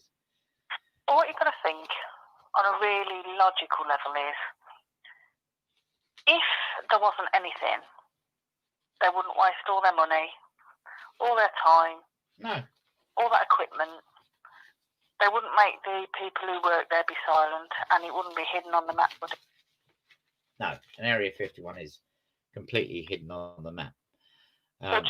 You can't see it. Purely theoretically, they wouldn't go to all that effort if that A wasn't something, or B, they didn't think there was something.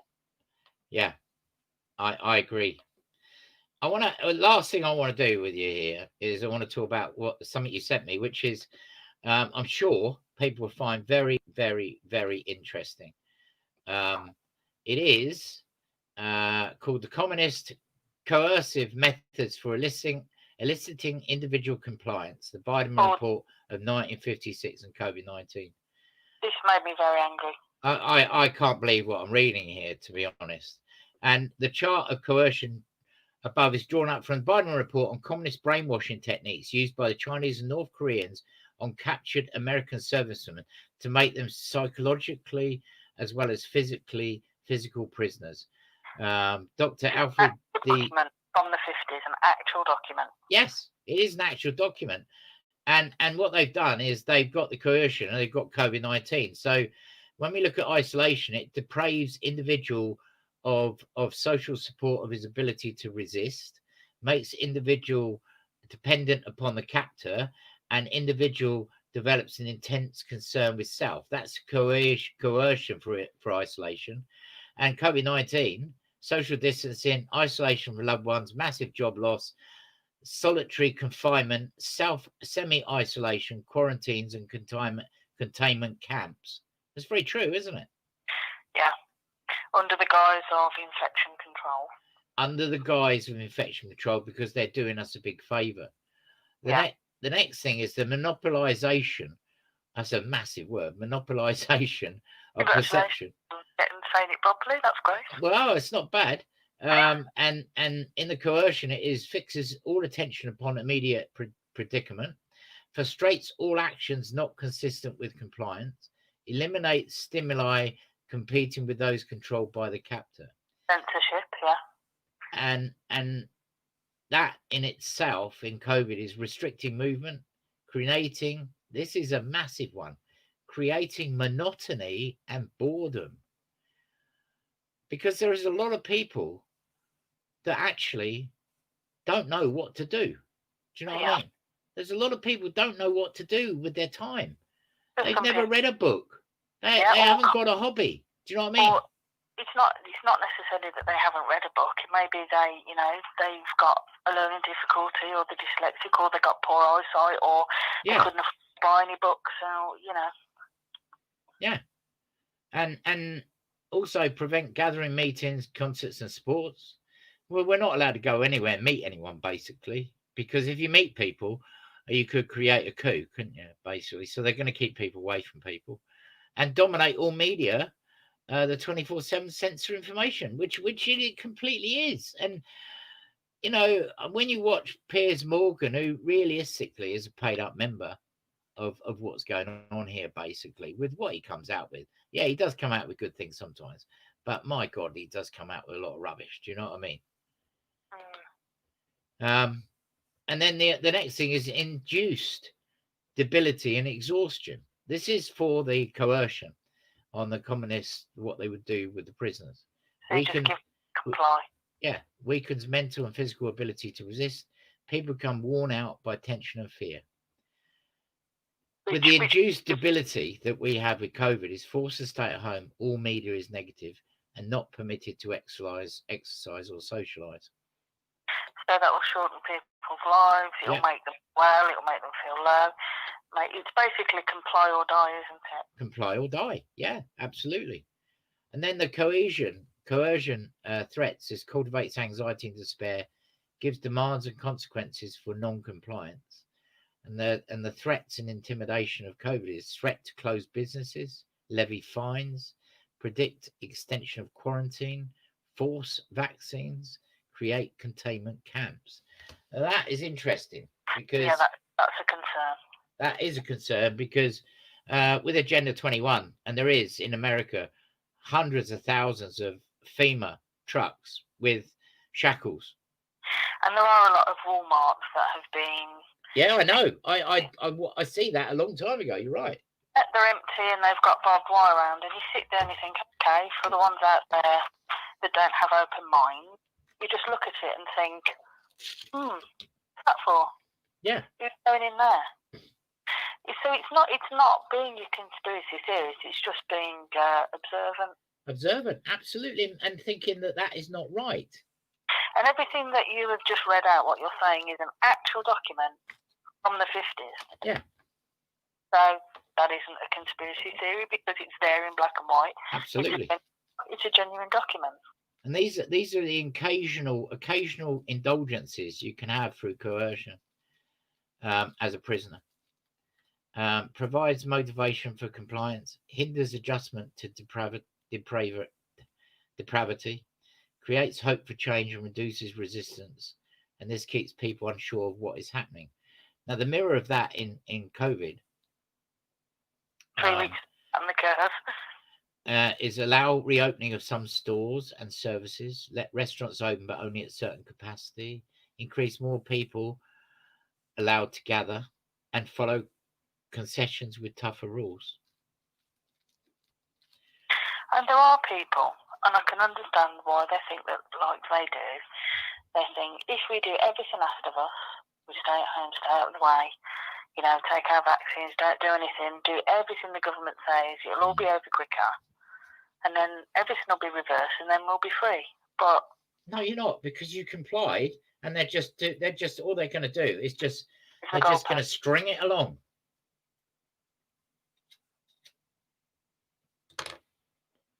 And then the last 3 years, one is demonstrate omnipotence, demonstrates futility of resistance, shows who is in charge, provides positive motivation for compliance. And that, in the COVID mind, is shut down entire economies across the world, create money out of nowhere, force dependency, develop total surveillance with nanochips and 5G. Then there is degradation. And this is in 1956, for makes resistance seem worse than compliance, creates feelings of helplessness, creates fear of freedom, dependence upon captors. And then in the COVID, it's humiliation and degradation.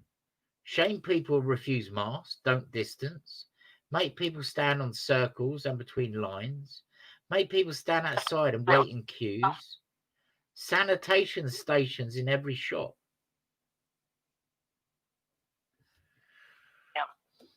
I never dreamed that we would come to the day in the UK that we will wear masks. Thing is, like masks, I really wish. I saw a scientist, a proper scientist. She stood in a courtroom. She made an oath. She said who she was. She said what all of her qualifications were. She said where she'd been working, and she said that she's very, very highly qualified in virology. So these are her words. So this is a scientific expert, not my words. This is her words. She said that the medical masks are okay for bacterium, but she said the specific, and this is her words, not mine, a specific COVID-19 particle. These are her words. You can get the video up. Yeah. He said he's smaller than the mesh, meaning that it will go through the mesh. But people seem to believe that wearing a mask will somehow protect them from getting it at all, when actually all it will do is reduce the amount of it that you'll get. Yeah. And it's just, there are grey areas everywhere.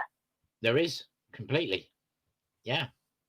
Masks will stop you getting or spreading COVID-19 as much as, and this is my favourite analogy that I heard, it does make me laugh, as underpants will stop you smelling a fart. Yeah.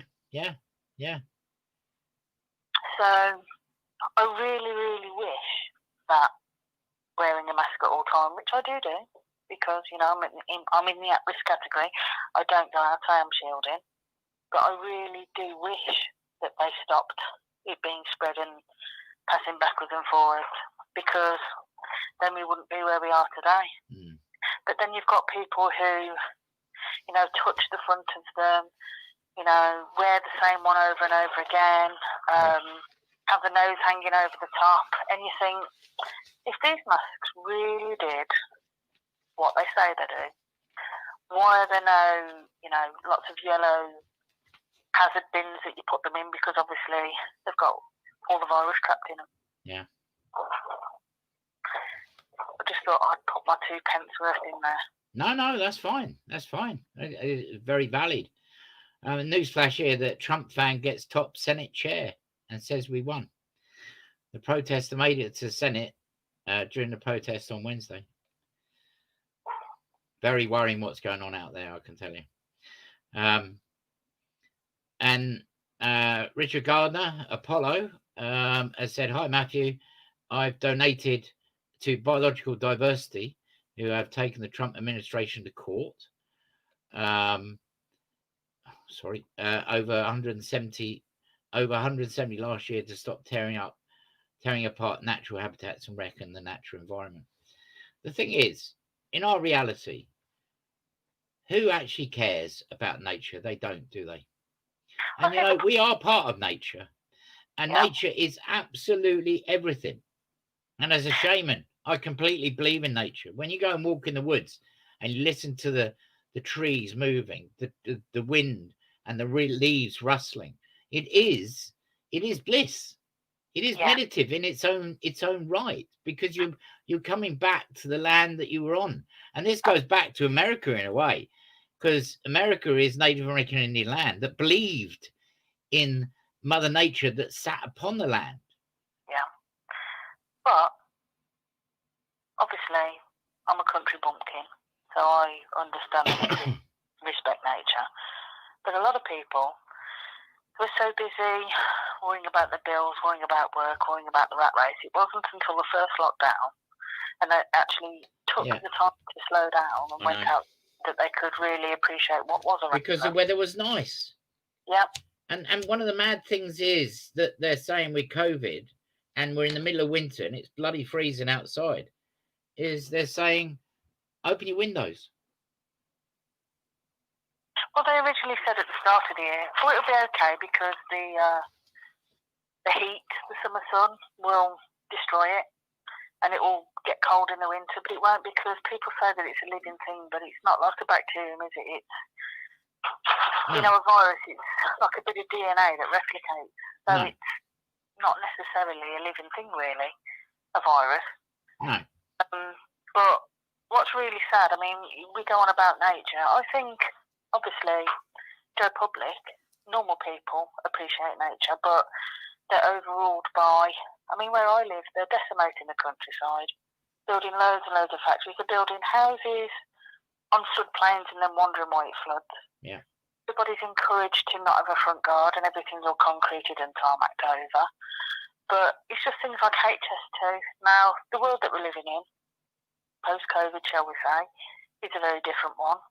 Lots of businesses have collapsed. We're not supposed to go here, there and everywhere. We've got a distance. So why not scrap HS2? Because... Well, I agree. I completely agree, because it's decimated ancient forest land.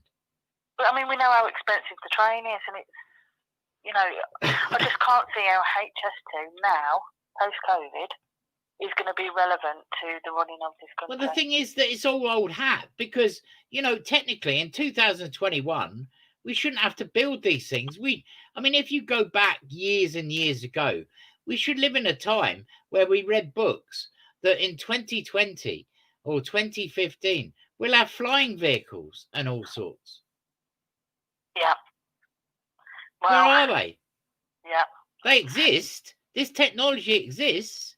I mean, I put it on my Facebook wall that in Canada, I think it was, there was some people in a car, and this robotic dog patrolling came walking along and stopped and viewed them. And also, they do say that they are these really creepy looking dog robots. Yeah. Can talk to one another. They've got a memory. They can learn. Well, they can take pictures, film, all sorts. They remember you, and they're also trying to, I don't know what country it is. I can't remember right now, but they're bringing in new legislation to class them as sentient and as beings in their own right, so you can't do anything to them anyway. But it is the beginning of Terminator, really, isn't it? Because, you know, the robots will take over eventually, and nobody will be working. I mean, where we sit is basically where lots of people are going to sit in the future, because there won't be anyone working. Well, yeah, look at the supermarkets, scan your own stuff, take your own stuff out. Everything. I mean, even Amazon, I didn't realise this. I just presumed that there was thousands of people working in this warehouse. A lot of it's all, you know, computerised, where the books go, and they're put into this, that and the other, and it's just... What I find really strange is not only, as far as nature is concerned, humans are the only species that ruin their own environment that they've got to live in. Yeah. It's ridiculous. And, my brain's gone blank. I just think, don't know what I think. Got brain fog. Got my one brain cells give up. That's all right. Matthew's replied to Richard and says, good for you. Unfortunately, everything in this realm is either trust or commerce. We've not been taught our rights or the law. There's a lot of criminals and actors in charge. Yes, there is. Nothing will change until people empower themselves with knowledge, which I feel they are. And Matthew John says, everyone is forgetting the agenda. And I spoke about this already. Agenda 21 was signed 28 years ago.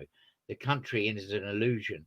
Everyone thinks they live in the UK, but the UK is a corporation, and the fast trains will be to connect to the smart cities.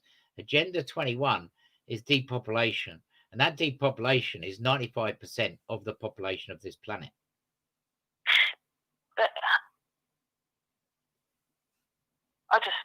how they have the audacity to think, one, that they're in charge, and two, that it's their choice to make. I know. Because they don't own the earth. We all do.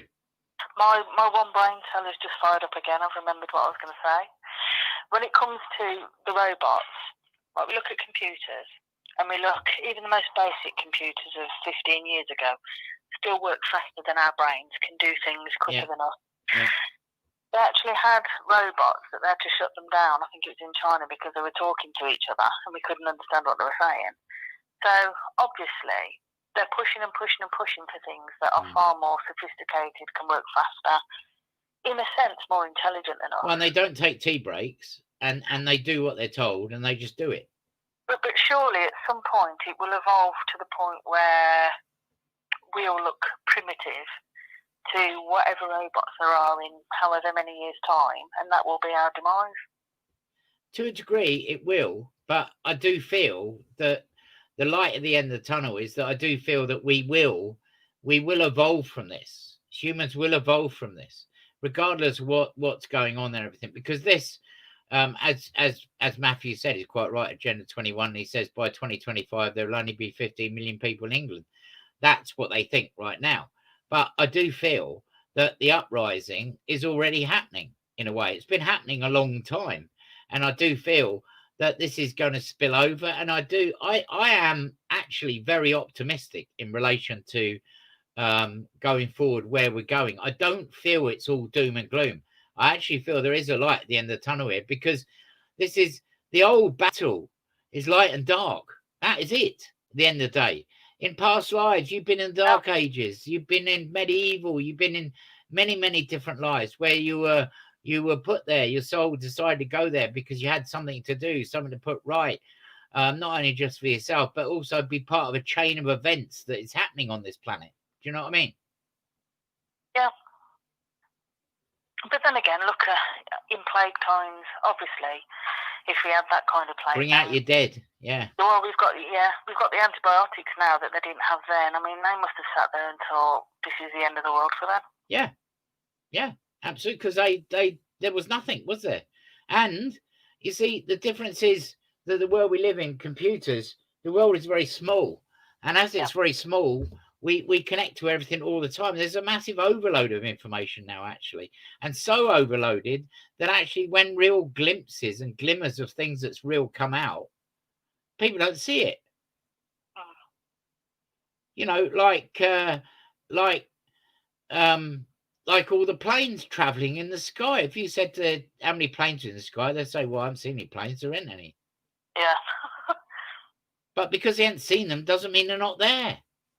Yeah. Matthew John said we had a great reset only about 120 years ago. The research Tartarian Empire. And Stella Edmonds says same. She says, I don't think it's all doom and gloom either. Bev Keaton says the light at the end of the tunnel is not an illusion. The tunnel is. I agree. I really feel that there is too many people switched on in our reality for this. We put it another way. All of us are not here for this to fail. We're here because we're here to make it work. Yeah. And we've got a car that's misbehaving very badly, and we can't find the right tools, but we will find the right tools and we will overcome it. How? Sorry? How are we going to do it? It will mean that people will uprise against whatever's there, like they are in America right now. I'm not condoning evolution. I'm not going to say revolution. I'll say evolution. Yeah. But you know, we've seen this so many times in our history that when things aren't right, people are, when they are pushed and pushed and pushed into corners, they're going to lash out because they've had enough. Well, it's been wonderful talking to you, but I'm going to give somebody else a chance. Yeah. It's been fantastic to speak to you, Gemma. Thank you very much for coming on, and I look forward to you being on. Gemma Brooks, just to let everyone know, is on the show on Sunday. I was going to talk about this at the end, but I mean, we're getting near the end. But an hour and a half, I can't believe that. I know. Amazing Gemma Brooks is on at 8:00, and she is a former British female heavyweight boxer. Equestrian, I can't say this word. Pugilist. Sorry. Musician turned Athena sport sprint cyclist, businesswoman, comedian, eater of chocolate, and lover of chance. She's also a psychic, works on Medium Chat and Psychic Sofa, and she's owner and managing director of Regal Communications Limited, and above all, a truth seeker. And you're going to be on there on Sunday talking about your experiences in regards to your medical conditions and how you've been treated, and going through the new COVID bill, which I've got to look at with fine toothbrush, to tell you the important things you need to know from it. You will be joined. The first guest on that show will be Susan Horwell on Sunday, which is going to be talking about, she wrote a book called In My Own Skin, which is about going through a breakdown through menopause with no medication, and do an updated version of this. And she's also offering one-to-one sessions for women going through the menopause. She also does lots of other things. She lives in Cornwall, so we're in Cornwall and Birmingham on Sunday, so that'd be really good. Birmingham? Yep. Birmingham, yeah, absolutely. It's lovely to speak to you, and thank you very much for ringing. I'm sorry. We go. Matthew John says antibiotics isn't natural. Antibiotics, robotics. Matthew John says we need a revolution. We don't need no thought control. Major Tom. Matthew John says, lovely to hear you, Gemma. Can I invite you to our group, Spiritual Unity Network? Bev Keaton says, raising awareness and raising vibrations, energy. They have endeavored for hundreds of years to keep the people divided. The day they awaken as one will be the day light wins over darkness. I completely agree with you. It's been fantastic speaking to you. I don't know where hour and a half's gone. I didn't mean to be on that long. I do apologise. We have covered a vast range of subjects. And I do hope people's enjoyed your input. Thank you very much. All right, and we'll speak soon. And thank you very much. You're welcome. Look forward to speaking to you Sunday. Okay. All right. Bye-bye. Thanks a lot. Bye. There, Gemma. Gemma speaking about just about everything you can possibly imagine tonight. This is the first one on a Wednesday. We're doing this every Wednesday through the lockdown, which, as you know already, we're being told is going to be for March, probably 2 months of this. And you know, we've got to look at this positively, and we've got to make time for ourselves, because I do feel as this squeezes people, then the revolution, evolution, whatever you want to call it, will happen. And I feel as that happens, I feel that we move to a different place. And as we move to a different place, we need to bring back unity. We need to bring back self-respect. We need to bring back care, compassion, understanding, and love. This isn't about hugging trees. It's about caring for each other. It's about getting rid of the shit that sits in our society that feel that they can do what they like. And it's about us taking up arms with ourselves to fight this with everything we have, because this is on a path of self-destruct, what we're in. And if we don't stand up, then we will conform, and we aren't going to conform, because we aren't here to do that. Each one of us as a soul came here for a purpose, and each one of us link up. And as we link up, we've all known each other before. We've all been here before. And this is a time where we will get the job done. So, you know, it's important to say that, really, to be honest. And we covered an enormous amount of subjects there, and I thank you very much for all your comments and everything else. And thank you very much for Gemma to call. She is coming on Sunday, and her story will blow your heads off, I tell you. And you know, the way she's been treated is absolutely disgraceful and disgusting. And you know, I just to sort of not preempt it in a way, but to look in relation to that. If you look at a story, I'm not going to tell a story now, but obviously it comes down to doctors, and you know, as I said before, the doctors aren't available right now. You know, if you're any critical treatment, you potentially could wait months to have an appointment. And you know, they're saying, well, we are very busy, but you go to a doctor's surgery and they're not busy, and you go to hospitals and they're not busy.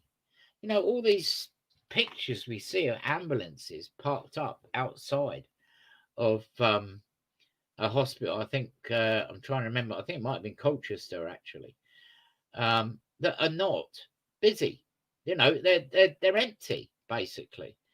I did say I'll play something, and I'm going to do that. I'm going to find it now, because this is astounding, and this really makes my blood boil, to be honest, because it's not right and it's not correct. You can still contact us. You can ring in 07403 436 942 if you want to have your say about anything and everything. I'm going to play this, and I want you to have a listen to this because you might not have heard it. And I'm just going to put it on now. And this was New Year's Eve. Here it is. I'm going to play this for you now. Hopefully, fingers crossed. It's New Year's Eve, and yesterday the Health Secretary, Matt Hancock, he said in the House of Commons that the Excel Centre behind me is still ready as an NHS Nightingale hospital. He said it has not been decommissioned. He said it's on standby. He said the same on Sky, on LBC, on Talk Radio. I thought that's wrong. So I came back today to check. And sure enough, I've seen the empty halls. I've had it confirmed. There is nothing here. No equipment, no beds, no petitions, no ventilators, zero, zip, nothing. In fact, we've now just had it confirmed by the NHS media team that all of the equipment has been distributed to other hospitals. Well, the question is, did Matt Hancock knowingly mislead MPs in the House of Commons? Did he knowingly mislead, fib, tell an untruth to Sky viewers, to LBC listeners, to Talk Radio listeners? I think Mr. Hancock owes us all an explanation, because the Nightingale Hospital has been decommissioned. It is not on standby, and contrary to what Professor Powers said in the press conference yesterday evening, it is not being readied. There is nothing here, there's no one here, and it would cost tens and tens of millions of pounds to bring everything back and to rebuild it. Tens of millions of pounds of our cash, taxpayers' money. Is that really what we paid for? And there it is. And you know what? That makes my blood boil. Because if this is, and I'm not belittling anything, but if this is as serious as they say it is, why is it empty? Why has it been broken down? Why is it not there? And it's cost millions and millions and millions and millions of pounds to put it in place, to staff it and everything else, which nobody went to. Surely, in the reality we live in, wouldn't it empower? Wouldn't it be obvious that you would, if you can't put COVID people in there, then you would treat other people with other ailments or problems or issues or long-term problems and everything. I'm just lost for words that we have a dickhead called Matt Cock who stands up and basically lies. He's a liar. He wants sacking. He wants horsewhipping. He's as bad as Dominic Cummings. Him, Gove, Boris, and that Gavin Williamson. What a useless individual. If he was a bricklayer, he'd build a house upside down because he ain't got a bloody clue what he's doing, and none of them have. All they have is lots of money, and they're making lots of money out of this, out of you. Now, this will carry on, obviously, till it stops. And as it stops, it will come to a self-realization that we cannot go down this road anymore. And when we do not go down this road anymore, then people will say, we have enough. And if you roll and upset the population, which they're doing in all sorts of different ways, when those people come together, that is a force to be reckoned with. Do not feel in yourself that you are incapable of doing anything. Just you being you is enough. You have more power than them themselves. And when you gather with others that are all the same, and we do have the internet and we have programs like this, which thank God we do, that actually tells the truth rather than the rubbish and bilge they put out on your TV, then the day will change. And that day is coming, my friends. I really feel that very strong. I do not feel deflated. I do not feel dejected. I do not feel negative for the future. I feel very positive and very assured that humanity and consciousness will overcome this division and divide. And as it overcomes this division and divide, it will find the truth within the untruths, which is a lot of what I do on this show. The only reason I did the Inview and now doing the Inview Connect is for people to be enlightened in a different way. If I feel something, and all right, it's just my truth. But if other people feel that truth as well, then it's residing within you, it's connecting, it's seeding, and it's growing something. And that's the important thing. And that is a key element to the existence of us as one. We are not a race to be in division. We're a race to stand together. You know, we live in total different times through technology and through complete control, corporates and money grabbing and all the essences of where Atlantis imploded on itself, where people were turned against each other. We don't live in the time, the 40s and 30s, where people did stand together and did believe in what the people said when they said, let's do this, let's do that, and the country got behind them.